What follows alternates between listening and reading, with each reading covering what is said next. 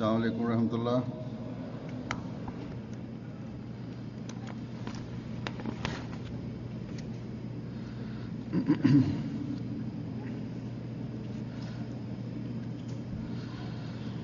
Eşhedü en la ilahe illallah vahdehu la şerike lehu ve eşhedü enne Muhammeden abduhu ve resuluhu. Amma ba'du fa'udhu billahi mineşşeytanirracim. Bismillahirrahmanirrahim. Elhamdülillahi Rabbil alemin. Errahmanirrahim. Maliki yevmiddin. İyyâke na'budu ve iyyâke nestaîn. İhdinas sirâtal mustakîm. Sirâtal lezîne en'amte aleyhim gayril mağdûbi aleyhim veleddâllîn.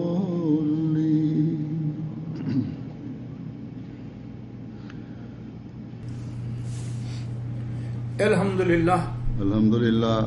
Bugün Ahmediye Cemaati, Amerika'nın Ahmediye Cemaati'nin Celsa Salanası başlamaktadır. Ve ben ikinci defa buna katılmak fırsatını elde ettim. Bu celsalar her sene dünyanın değişik yerlerinde kutlanan, oradaki cemaatler bunları kutluyorlar, bu celsalar.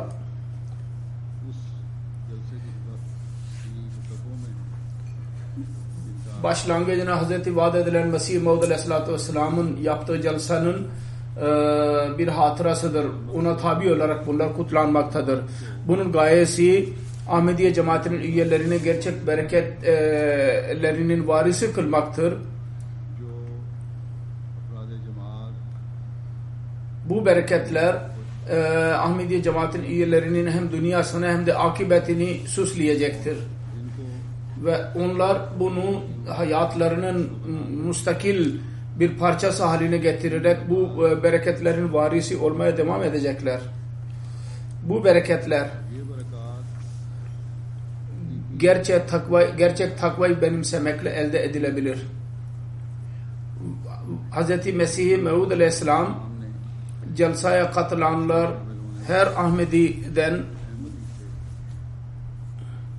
bu ölçüye, bu yüksek dereceye ulaşmasını beklemektedir. Ulaşacağını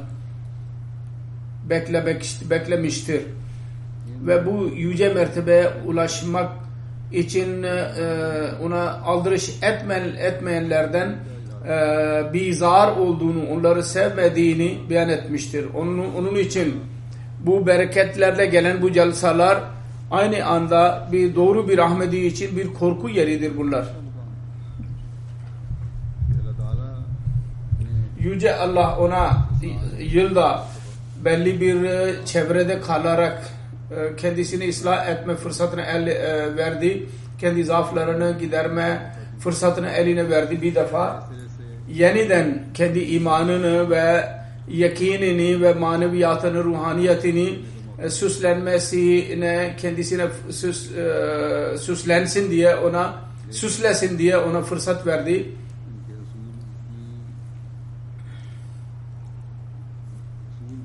Ancak bunları elde etmenin hakkını vererek çaba sarf edilmemiştir. Eğer çaba sarf edildiyse de gelecekte onu aynı derecede koruyamadılar ki korumalıydılar aslında.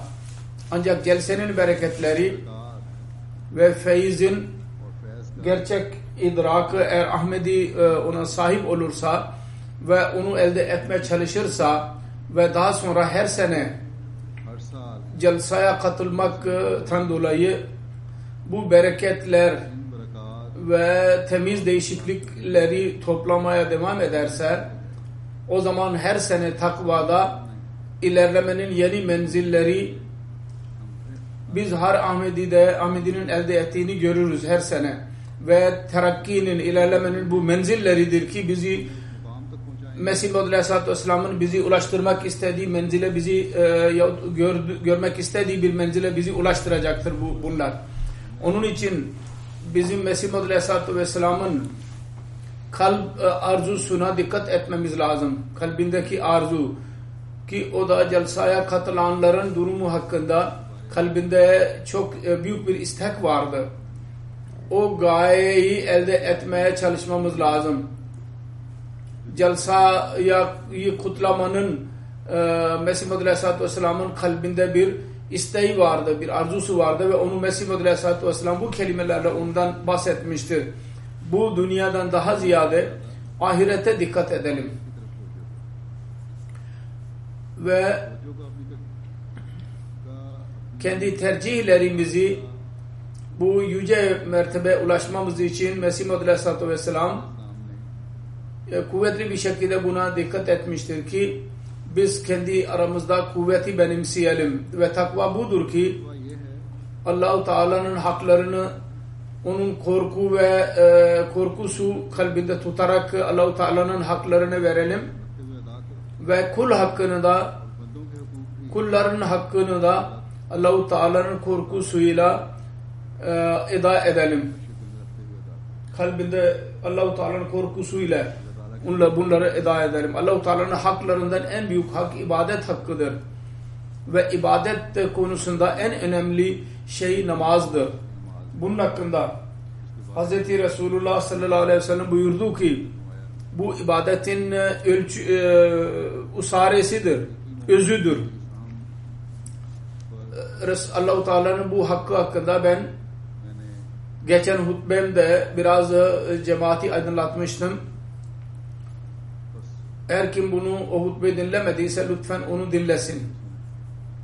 Ve kendi ibadetimizin en az कम अज कम öyle yüksek mertebe ulaşmaya çalışsınlar bütün Ahmediler.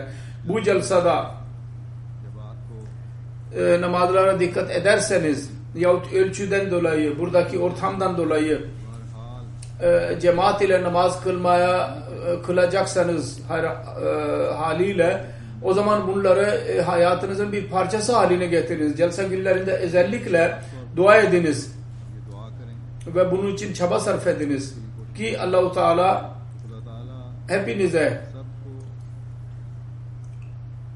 bu farzı अल्लाह ताला ve Allah-u Teala'nın hakkını tam olarak eda etmek size nasip etsin. Burada bir açıklama yapmak istiyorum. चाहता हूँ Burada Celsa'nın programlarında ve uzaktan gelen misafirlerin kolaylığı için namazlar cem edilir. Ve şeriat buna izin verir. İslam dini. Ancak kendi evlerinizde ve bir mecburi olmadan namaz cem etmenin hiç bir cevazı yoktur. Bazı evlerde müstakil olarak namazlar cem edilir zahirde. Çünkü çocuklara sorduğumuz zaman günde kaç tane namaz vardır? नमाजें हैं Bazı çocuklar derler ki 3 namaz vardır derler. Bundan apaçık anlaşılıyor ki o evlerdeki namaz tam olarak ona dikkat edilmemektedir. Kur'an-ı Kerim'de Quran करीम ने 5 namaz bize farz kılmıştır. Kur'an-ı Kerim. Hz. Resulullah sallallahu aleyhi ve sellem kendi sünnetiyle bizim 5 vakitin zamanlarını da vakitlerini de bize anlattı ve nasıl kılacağımızı da bize beyan etti. Hz. Mesih Maud Aleyhisselatü Vesselam sık sık buna dikkatimizi çekti. Geçen hutbemde ben गुज़श्ता खुतबे में bunun detaylarını bir derece kadar Mesih Maud Aleyhisselatü Vesselam'ın yazılarını okuyarak, referans vererek beyan etmiştim. Onun için bu önemli farizayı ya çok dikkat ediniz. Ve daha sonra takvanın derecesini yükseltmek için, Allah-u Teala'nın hakkını vermek için yalnız namazlarla yetinmeyelim. Aksine diğer bazı ibadetler dahi farzdır, onları eda edelim. Sonra nafiledir, onları da eda edelim. Sonra bu namazları nafile ile de süsleyelim. Teheccüd ve diğer nafilelere de dikkat edelim. Bu 3 günde birçokları teheccüde dikkat edecekler. Dikkat ederseniz onu hayatınızın parçası haline getiririz. Çünkü farizelerin eksikliği nafile ile tamamlanır ve nafilede teheccüdün çok önemi vardır. Mesih Maud Aleyhisselatü Vesselam Hazretleri cemaatine buna büyük dikkatlerini çekmiştir. Diyor ki bizim cemaatimiz teheccüd namazı lazım kılmalı. Fazla değil ise de en az 2 rekat kılsınlar. Çünkü onun o zaman dua etme fırsatını eline geçirecek. O zamandaki saatteki duada belli bir etki olur, tesir olur. Çünkü tam coşku ve içten olurlar. Belli bir yanma ve sancı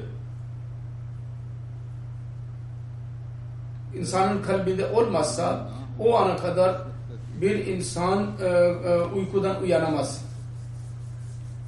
Uykudan uyanması anlatıyor ki Allah-u Teala'nın rızası için insan öyle bir fedakarlıkta, özveride bulunmaktadır. O saatte ayağa kalkmak, uyanmak ve ayağa kalkmak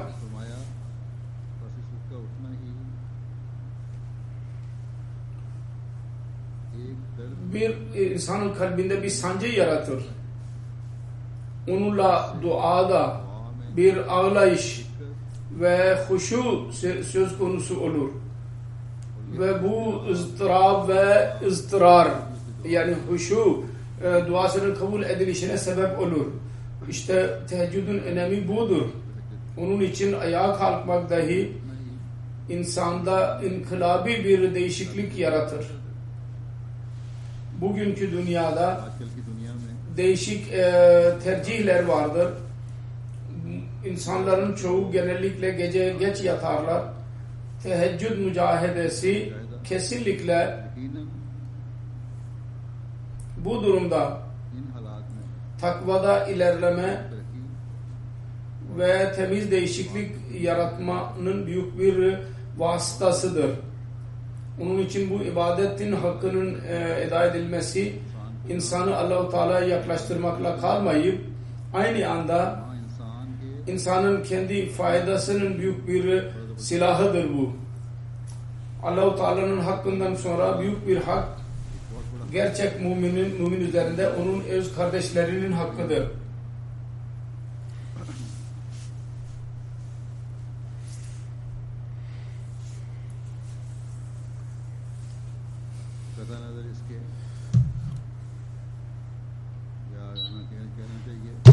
İnsanlığın hakkıdır ve kim hangi kavimdendir ve hangi dine inanandır onu bir tarafa bırakarak insanlarlık vasıtasıyla birbirlerinin hakkını vermek üzere Resulullah sallallahu aleyhi ve sellem, Allah-u Teala ve onun Resulü bize sık sık dikkatimizi çekmiştir, nasihat etmiştir. Ve müminin, gerçek mümin olanın öteki mümin üzerinde büyük hakkı olur. Onun hakkında Resulullah sallallahu aleyhi ve sellem şiddetli bir şekilde telkin etmiştir. Onu eda etmeye çalışmamız gerekir. Onun için Mesih Maud Aleyhisselatü Vesselam celsanın maksadlarını beyan ederken kul hakkını ibadet etmek konusunda da çok dikkatimizi çekmiştir. Dedi ki diğer insanlar için kalbimizde rifk ve yumuşaklık yaratalım. Dert ortağı olalım onlarla. Ve yalnız bu celsalara sınırlı kalmasın. Aksine genel hayatta da bu belli olsun. Bazen küçük küçük şeylerden dolayı öz kardeşler dahi birbirlerine küserler. Ve ben gördüm bazen senelerce birbirleriyle küs kalırlar. Ve bu diğer akrabalıklarda da bu öfkeler diğer akrabalara da girer. Sonra bu yumuşak kalplilik ve dert ortağı olmak ve birbirlerinin hissine aldırış etme konusundaki eksiklik neticesinde bazen evlerde sempati azalır, sevgi azalır ve onun neticesinde aileler bozulur. Bir zaman idi ki biz diyorduk ki o zaman batılı dünyada hürriyetten dolayı evlerde huzur kalmamıştır diyorduk. Ve boşanmaların burada yüzdesi çok fazlaydı. Karı koca birbirlerinin hislerine riayet etmezler. Yumuşaklık, sevgi ile birbirleriyle konuşmayı sevmezler belli bir haddinden sonra. Başlangıçtaki sevgiler sonunda düşmanlığa sonuçlanmış olur. Sebebi şudur ki bu ortamdan dolayı birbirlerine güvenmezler. Güven azalmaya devam eder. Sonra onun son neticesi ailenin bozukluğu olarak ortaya çıkar. Şimdi bizim için dahi düşünmemiz gerekir. Ahmedi ailelerde dahi huzursuzluk çoğalmaya başlamaktadır. Ve sonucunda aileler bozulmaktadır. Buradan dahi bana raporlar gelir, cemaatin ıslah kuvvetlerinin yahut kazanın raporları gelir ve boşanmaların yüzdesi çok çoğaldığını görüyorum. Onun için bir Ahmedi'nin yumuşaklıkla ve sevginin her yönüne dikkat etmesi lazım ve ona üstün çıkması lazım ve onun için çaba sarf etmesi lazım. Kendi dairesini genişletmesi gerekir. O zaman biz gerçek Ahmedi olabiliriz. Bu celsada dahi bu yöne dikkat edin ve onun en yüce mertebelerine ulaşmaya çalışın. Sonra ona bağlı kalmaya söz verin. Unutmayalım ki biz Hz. Mesih-i Mevud Aleyhisselatü Vesselam'ın eli üzerinde kamil itaat edeceğimize söz verdik. Temiz değişiklik yaratmak ve takvayı benimsemek ve takvaya bağlı kalma konusunda biz sözümüzü yeniledik. Biz bunu daima gözlerimizin önünde bulundurmalıyız. Yoksa biz biyet sözünü tamamlayan olmayacağız ve celsanın bereketlerinden feyiz alanlarda olmayacağız. Celsalar olur. Siz sloganlar ve nazımlar okursunuz. Güzel ve emtiye üzerinde bunları gösterme konusunda siz bunu süslemeye çalışıyorsunuz. Coşkuyla bereketlerin, günlerinin geleceği konusunda şiirler okunur. Onun için bereketler günlerinden istifade etmek için takvayı elde etmemiz gereklidir. Allah-u Teala ve Resulünün talimatına tam olarak itaat etmemiz lazım. Vaat edilen Mesih Aleyhisselam'a verdiği biyet sözünü tamamlamamız lazım. Yoksa günler ne kadar bereketli olursa olsun biz o bereketlerden istifade edemeyeceğiz. Hz. Mesih Aleyhisselatü Vesselam buyurmuştur ki bu maddi bir fuar değil ki siz buna geldiniz. Ki maddiyattan bir istifade edecektiydiniz ve geldiniz ve gittiniz. Hayır. Onun gerçek bereketlerinden istifade etmeye çalışınız. Ve onun için Hz. Mesih Aleyhisselatü Vesselam bizden ne istiyor? Bu konuda ben birkaç söz Mesih Maud Aleyhisselatü Vesselam'ın bazı sözlerini sizin önünüze koyacağım. Mesih Maud Aleyhisselatü Vesselam'ın her sözü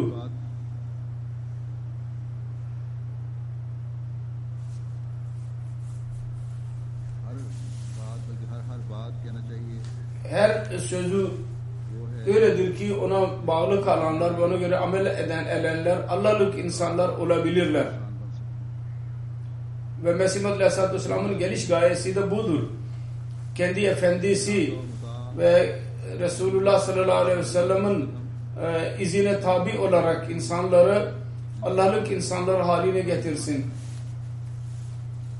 Onun için ilk olarak ben sizin Aleyhisselatü Vesselam'ın Mesih Maud Aleyhisselatü Vesselam'ın kelimelerinde kendi makamını, mertebesini ve onun önemini ve kendisine tabi olmak konusunu aydınlatacağım. Diyor ki siz benim elim üzerinde biat ettiniz ve beni Mesih-i Mevud, hakem ve adil kabul ettiniz. Bunu kabul ettikten sonra benim hiçbir kararıma yok işime kablinizde bir asla bir huzursuz olursa imanınız zayıftır. İmanınız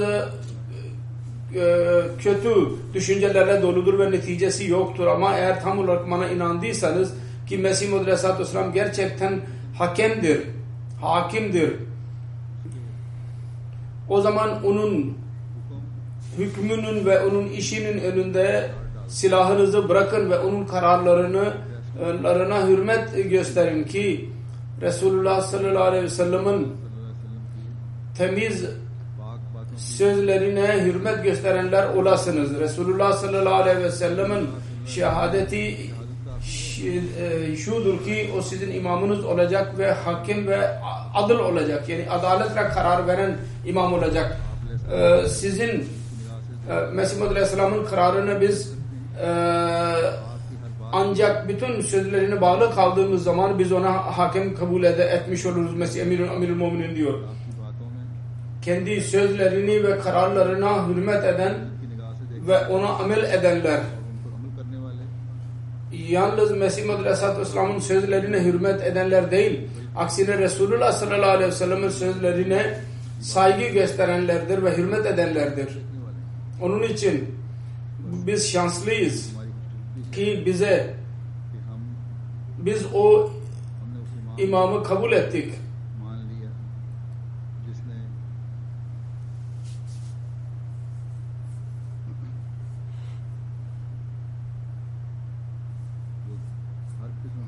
Ki o imam her şeyi açarak Resulullah sallallahu aleyhi ve sellem beyan ettiği her şeyi açarak bizim önümüze koydu. Ki birisi diyemesin ki biz anlamak konusunda hata yaptık. Onun için bir Ahmedi biat eden kendi sorumluluklarını daima gözünün önünde bulundurması gerekir. Dünyadaki arzular ve dünyadaki tercihler kendisini biatten uzağa götürürler ve gerçekten böyle birisinin biat sözleşmesi olarak kalmaz. Onun için bu celsa günlerinde bu konuda da dahi her Ahmedi kendisini muhasebe etmelidir. Cemaate nasihat ederek Mesih Maud Aleyhisselatü Vesselam bir yerde buyuruyor ki Allah-u Teala bu silsileyi ortaya çıkarmıştır ve bunun desteklemek için yüzlerce mucize göstermiştir. Bundan onun gayesi şudur ki bu cemaat eshabların cemaati olsun ve daha sonra hayrul kurun çağı bizim elimize geçsin. Yani en güzel çağ ortaya çıksın. Bu cemaate katılanlar aharina minhum kitlesine giriyorlar. Onun için onlar kötü maşkelelerin libasını çıkarsınlar ve bütün dikkatlerini Allah-u Teala'ya yönlendirsinler.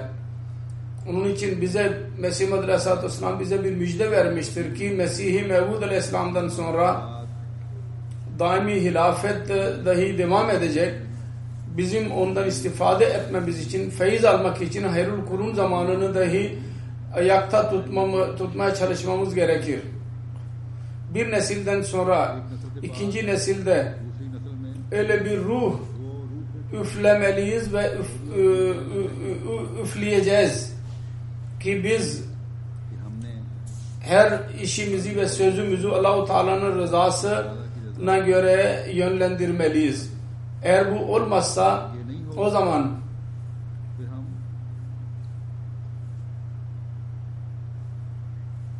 biz o güzel zamanı arzu eden insanlar olmayacağız. Mesih Muhammed Aleyhisselatü Vesselam'ın beyan ettiği. Aksine karanlıklara boğulmuş olacağız. Onun için çaba sarf etmemiz gerekir. Çok gereklidir. Sonra diyor ki फिर आप फरमाते हैं bana inananlarda zikri ilahi konusunda इलाही में özel bir renk bulunsun. Aynı şekilde kendi aralarındaki sevgide de özel bir renk bulunsun.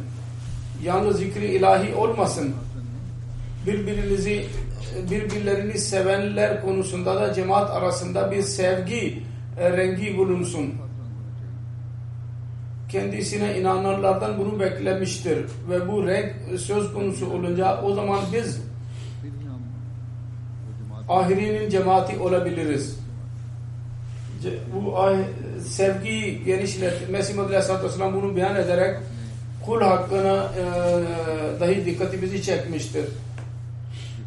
जिस तरह Dikkatimizi çektiği gibi eğer aramızdan her biri से हर एक böyle hakları vermeye kalkışırsa bir inkılap खिलाफ birkaç senede चंद साल yaratabilir. पैदा कर सकते Dedi ki हैं। आपने फरमाया insanoğlu ile वो इंसान के साथ insanoğluna saygı gösterme konusunda dinim şudur ki कि जब insan düşmanını için dua etmedikçe tam olarak kalbi temizlenmez. Onun için bakınız aramızdan kaç kişi vardır bu düşünceyle वे सोच के साथ kendi dualarını genişletirler. वसत देते हैं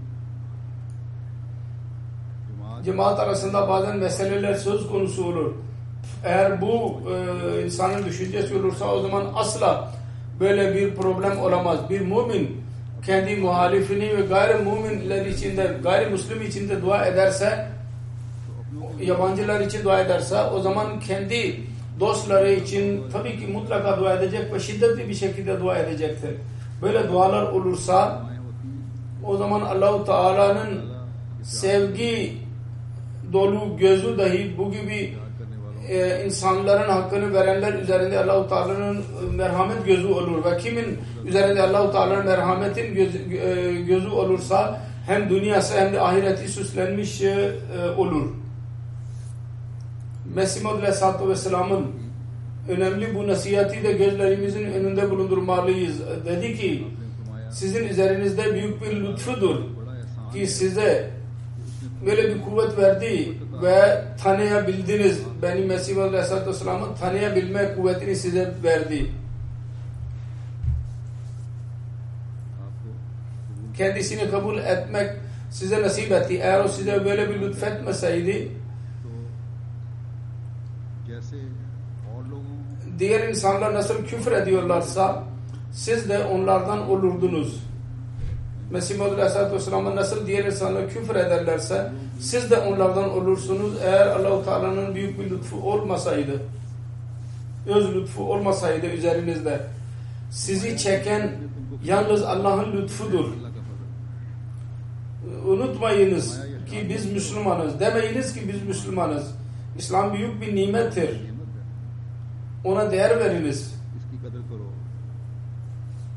Ancak मगर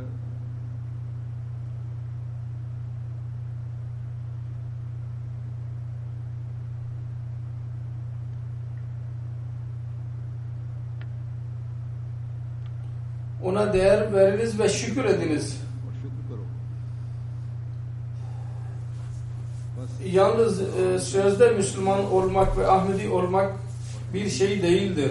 Asıl şey असल चीज Allah-u Teala'nın lütfu, ताला का İslam ve Ahmedi'yi iyi kabul etme konusunda bize nasip olmuştur. Ona değer vermemiz gerekir. Ve değer nasıl verebiliriz? इस तरह हो सकता Dedi ki bunun içinde bir hikmet, bir felsefe vardır. Bu yalnız dil ile söylemekle elde edilemez. İslamiyet Allah-u Teala'nın bütün tasarrufların neticesinin altına girmek demektir. Yani İslamiyet Allah-u Teala'nın bütün emirlerine girmek demektir. Onun altına girmek demektir ve onun özü Allah-u Teala'nın tam ve doğru itaattır. Müslüman bütün vücudunu Allah-u Teala'nın huzuruna koyandır. Gerçek Müslüman. Ve bir mümin böyle bir duruma girerse o zaman Kur'an-ı Kerim'in bu ayetini beyan etti.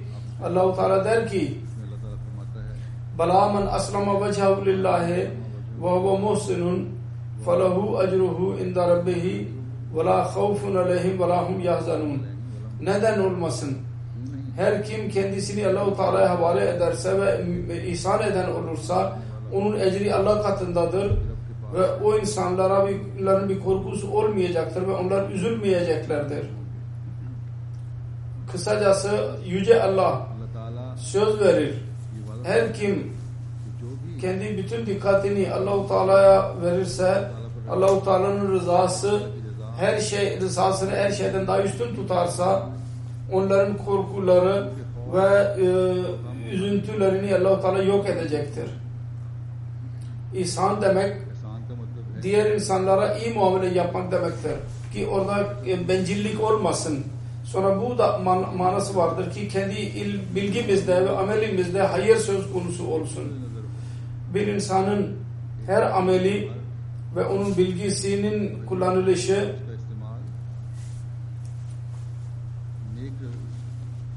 hayırlı işler için olsun.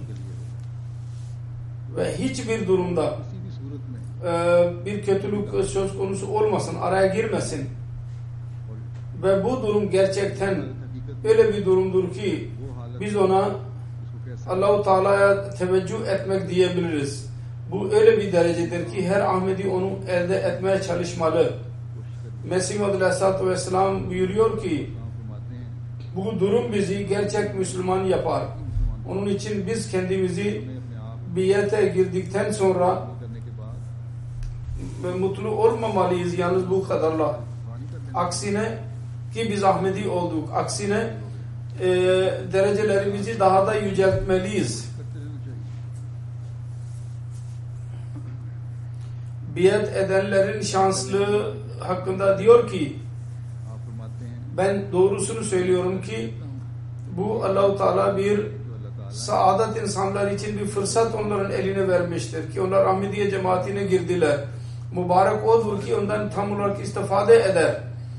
Siz benimle bir alaka kuran insanlar asla kibirlenmeyiniz ki siz elde ettiğinizi elde ettiniz. Bu doğrudur ki siz bu münkirlere nispeten daha yakın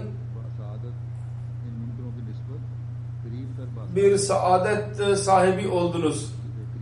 İnkar edenlere nispeten daha fazla saadet sahibisiniz. Onlar bütün inkar ile ve Allah-u Teala'yı öfkelendirdiniz. Ve siz hüsnü zan yaparak Allah-u Teala'nın gadabından korumaya çalıştınız kendinizi. Ancak gerçek şudur ki siz o pınara yaklaştınız. Bu pınar bu zamanda ebedi hayat için Allah-u Teala onu yaratmıştır. Ancak o suyunu içmek daha bakidir. Onun için Allah-u Teala'nın lütfundan kuvvet isteyiniz ki o size içirecek. Yoksa Allah-u Teala olmadan bir şey olamaz. Eğer Allah-u Teala istemezse su içemezsiniz. Ahmediye cemaatine girerek ondan istifade edemezsiniz. Ben kesin biliyorum ki her kim bu pınardan içerse o helak olmayacak. Çünkü bu su hayat veren bir sudur. Ve helaketten korur. Ve şeytanın saldırılarından insanı korur. Bu çeşmeden, bu pınardan su içmenin yolu nedir? Şudur ki Allah-u Teala size iki farz kılmıştır. Onları yerine getiriniz. Ve tam olarak eda ediniz. Onlardan birisi Allah hakkıdır ve ikincisi kul hakkıdır. Bu öyle bir durumdur ve öyle bir mertebedir ki her birimiz bunu hayatımızda ele geçirmeye çalışmalıyız. Mesih Maud Aleyhisselatü Vesselam, Hz. Mesih Maud Aleyhisselatü Vesselam'ın bize büyük bir lütfudur ki bu hakların ölçülerini elde etmek konusunda celsa olarak bizim için bir tören hazırlamıştır. Biz burada hayırlı sözler dinleyerek ve birbirlerinin güzel etkilerini cezbederek bu ölçülere bize vermek istediği yüce mertebelere dikkat ediyoruz. Sonra çok önemli bir konuya dikkatimizi çekmiştir ve her Ahmedi buna çok fazla dikkat etmelidir. O da şudur ki bilgisel durumumuzu düzeltelim. Bugünkü toplumda maddiyatçı bilgilere çok önem vermeliyiz ve veriyorlar ve dine az önem veriyorlar. Mesih Maud Aleyhisselam diyor ki takva ve tahareti elde etmek için gerçek değişiklik, takva ve taharet yaratmak için kendi dinimizi din bilgimizi de çoğaltmalıyız. Ve bu din bilgisi bize bugün yalnız ve yalnız Mesih Maud Aleyhisselatü Vesselam'dan elde edebiliriz. Kendi kitaplarının büyük bir hazinesini aramızda bırakmıştır. O da bilgi incileriyle doludur. Onları okumaya da çok dikkat etmeliyiz. İngilizceye tercüme edilmiş olan kitapları Urduca bilmeyenler onları okusunlar. Biraz alıntılar vardır. Onlara dikkat etsinler. Yayınlanmıştır. 4-5 cilt şeklinde. Urduca okuyabilenler Urduca olarak onları okusunlar ki bu sözler bizim bilgimizi çoğaltmanın büyük bir vasıtasıdır. Çünkü Mesih Maud Aleyhisselatü Vesselam'ın beyan ettiği her şey Kur'an-ı Kerim'in tefsiridir. Bu zamanda en fazla Kur'an-ı Kerim'in idrakı Allah-u Teala Mesih Maud Aleyhisselatü Vesselam'a vermişti. Kur'an-ı Kerim'i çok okuma konusunda diyor ki Yüce Allah kendi lütfuyla bize açmıştır ki Kur'an-ı Kerim bir diri ve aydın bir kitaptır. Dedi ki ben sık sık bu yöne benimle alaka kurmuş olanlara nasihat ediyorum ki Allah-u Teala bu cemaati keşful hakaik için ortaya çıkarmıştır. Yani gerçekleri ortaya koymak için. Yoksa bu olmadan insanda bir nur ve fiili bir aydınlık olamaz. Bilgi insana Kur'an-ı Kerim'in bilgisine sahip olunca insan gerçekler açılır. Yoksa bu olmadan insan bunları elde edemez. Ben istiyorum ki gerçek doğrulukla İslamiyet'in doğruluğu insanlara açılsın. Allah-u Teala beni bu iş için göndermiştir. Onun için Kur'an-ı Kerim'i çoklukla okuyunuz. Yalnız hikaye diye değil, aksine bir felsefe olarak onu okuyunuz. Onun için Hz. Mesih Maud Aleyhisselatü Vesselam kendi memur oluşunun bu önemli işiyle birlikte kendisine inananların dahi dikkatini çekmiştir. Onun için bizim de görevimizdir ki biz dahi Kur'an-ı Kerim'i anlayalım, okuyalım ve onun güzelliğini onlara anlatalım ve onlara ulaştıralım. Bugün en büyük tebliğ ve silahımız elimizde Kur'an-ı Kerim'dir. Ve gençler ve başkalar başka bir aşağılık kompleksine girmemelidir ki belki Müslümanlar aleyhinde Kur'an-ı Kerim'de sözler sarf edilir. Biz nasıl bu silahı kullanalım? Bu silahtır. Bütün saldırılara karşı koyabilir, üstün çıkabilir. Bunu öğrenmeliyiz ve daha ileride insanlara da ulaştırmalıyız. Bunu anlamak ve okumak ve anlamak vasıtasıyla itiraz edenlerin ağızlarını kapatmak bizim görevimizdir bugün. Burada her gün Kur'an-ı Kerim ve Resulullah sallallahu aleyhi ve sellem'in aleyhinde pis itirazlarda bulunulur. Ve bugün bunları yok etmek bizim görevimizdir. Yalnız birkaç insanın sorumlusu değil. Hudamul Ahmediye vasıtasıyla yahut birkaç insan vasıtasıyla Meclis Ensar Santarul Kalam oluştu ve bizim sorumluluğumuz yerine geldi. Aksine her Ahmedi büyük küçük buna dikkat etmelidir ki aramızdan her birimiz İslamiyet'in gerçek mesajını ulaştıranlardan olalım. Diyor ki bu cemaate katıldıktan sonra sizin vücudunuz ayrı olsun ve siz tam yepyeni bir hayatı benimseyen insanlar olasınız. Siz eskiden ne idiyseniz aynen kalmayın. Zannetmeyiniz ki Yüce Allah'ın yolunda değişiklik yaratmakla siz muhtaç olacaksınız. Yahut sizin birçok düşmanınız söz konusu olacak. Hayır. Allah-u Teala ile alaka kuran asla muhtaç olmaz. Asla kötü günler gelemez. Allah-u Teala kimin dostu olursa ve yardımcısı olursa, eğer bütün dünya onun düşmanı olursa yine hiç aldırış etmemeli. Mümin eğer zorluklara katlanırsa asla sıkıntı içinde olmaz. Allah-u Teala'nın rızası için zorluklar gelirse fazla sıkıntı vermez. O günler kendisi için cennet günleri olur. Allah-u Teala'nın melekleri anne gibi onu kucağına alırlar. Sıkıntı günlerinde Allah-u Teala ile büyük bir alaka kurulur ve o alaka neticesinde Allah-u Teala meleklere emir verir. Bu gibi insanları kucaklarınıza alınız der.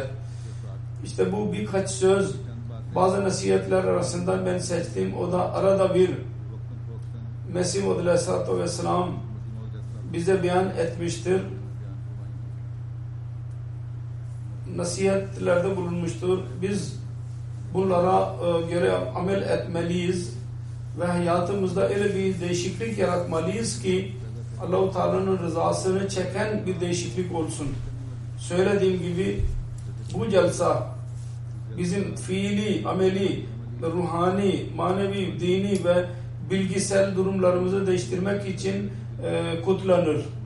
Bunun için celsa günlerinde celsanın ortamından ve burada beyan edilen konuşmalardan mutlaka istifade etmeye çalışınız ve her biriniz kendi durumunuzu düzeltsin, durumunu düzeltsin, muhasebe etsin. Biz o yüce mertebeye ulaşıyor muyuz? Vaat edilen Mesih Aleyhisselatü Vesselam'ın bizden istediği yüce mertebelere ulaşıyor muyuz diye muhasebe etsin.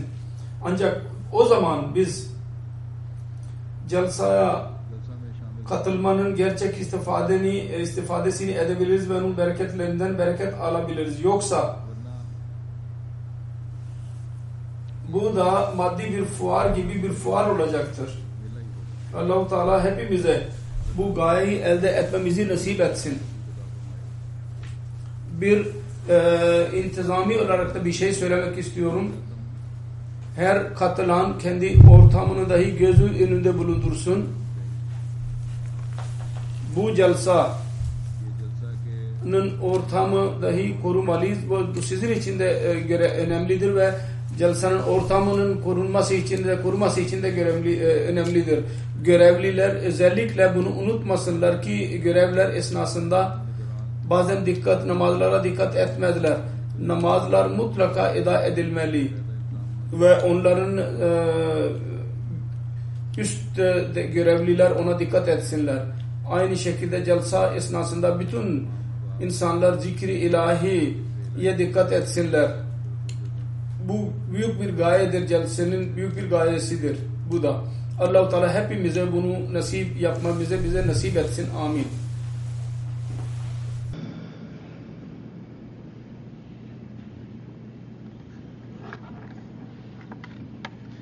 Elhamdülillah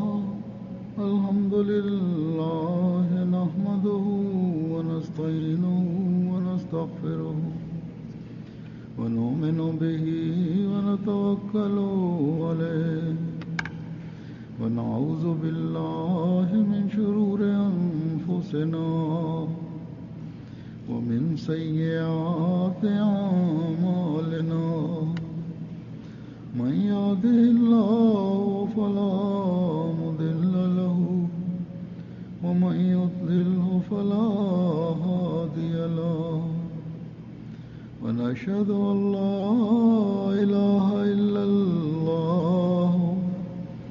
ونشهد أن محمدا عبده ورسوله عباد الله رحمكم الله إن الله يأمر بالعدل والإحسان وإيتاء ذي القربى وينهى عن الفحشاء